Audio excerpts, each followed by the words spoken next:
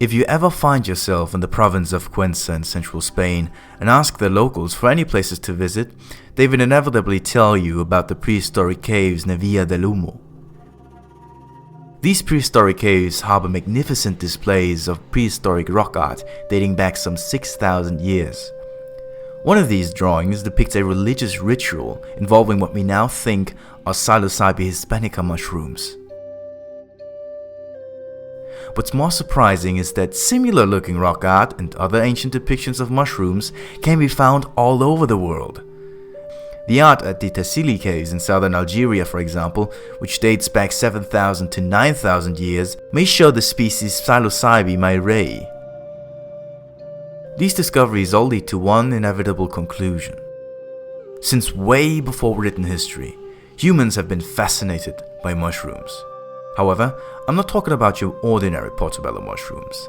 No, these so-called magic mushrooms, also known as psychedelic mushrooms or simply shrooms, were not ingested for the sake of survival. As upon ingestion, one would bear witness to a plethora of vivid pseudo-hallucinations. One would see patterns as if he was looking at the world through a revolving kaleidoscope and hear the echo of his own thoughts being reflected back into one's own ears. It would appear that the mind would now be fine-tuned to the impulses that go through the fabric of the universe and maybe, just maybe, even meet God. It would be a mind-bending, no, a mind-expanding experience. Something we now call a psychedelic trip. Humans have always been experimenting with these magic mushrooms. It should be mentioned for sake of clarity though that magic mushrooms are not defined as belonging to a specific genus. Biological genera that could be called magic mushrooms include Copelandia, Galerina, Gymnopilus, Inocybe, Mycena, Panaeolus, Pholiotina, Pluteus, and Psilocybe. It just so happens that the latter, Psilocybe, is comprised of more than 100 species distributed across the globe as this map shows, which made it synonymous with the term magic mushroom. So what do they have in common? Well, as mentioned in all my previous videos, it all boils down to their biochemistry. All of these magic mushrooms more or less share the same 3 psychoactive alkaloids, which are known for their potent psychedelic effect. In fact, the genus Psilocybe already carries 2 of them in its name. I'm talking about the alkaloid psilocin, psilocybin, which is converted to psilocin inside the body, and biocystin, which is a derivative of psilocybin itself.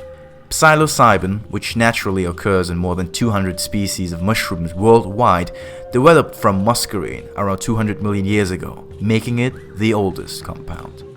These 3 compounds caused the psychedelic and entheogenic effects for which the mushrooms were used by Neolithic cultures throughout Europe. However, by the Iron Age, the use of magic mushrooms fell into obscurity. It is important to add that I'm specifically talking about psychedelic mushrooms here, as other psychoactive but non-psychedelic mushrooms were still widely consumed. Magic mushrooms, however, were only known to very few people, if any, after the Bronze Age. In the meantime, the native people of Mesoamerica have been dead serious about the use of psilocybe mushrooms. Magic mushrooms were significant in every aspect of their religious beliefs. There is even a pyramid in the Mayan city of Uxmal called the Pyramid of the Magician, which is thought to have been used for storing magic mushrooms and other religious sacraments. In general, the Mesoamerican cultures, especially the Aztecs, Mayans, and Toltecs, had an impressive repertoire of psychoactive substances for their priests to choose from.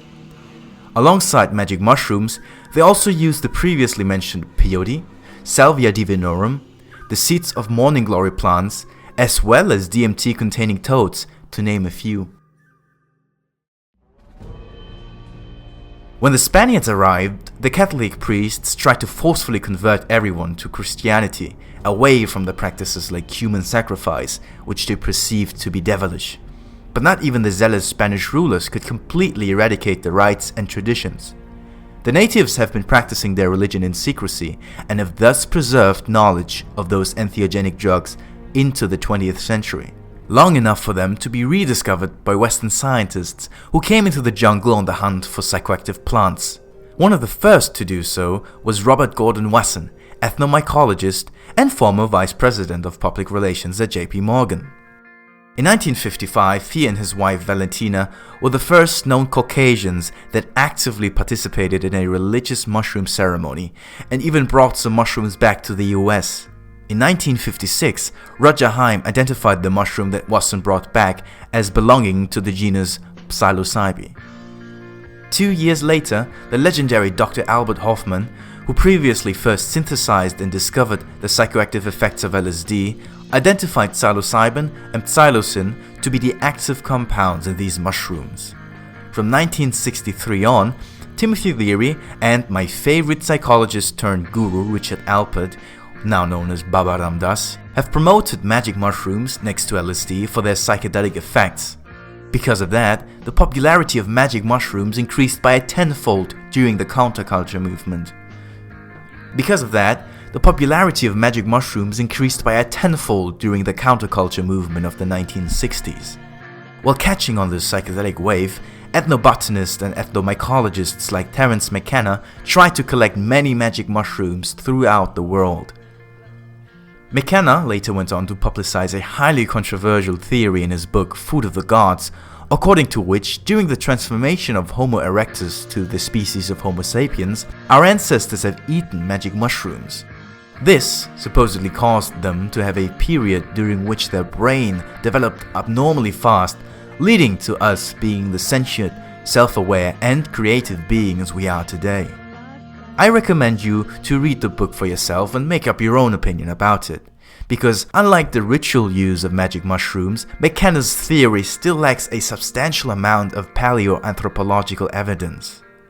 But talking about ritual use of psychedelics, did you know that the natives living in the Amazon rainforest of South America have been using a highly potent drink up until this day? Well, that is a topic for another video.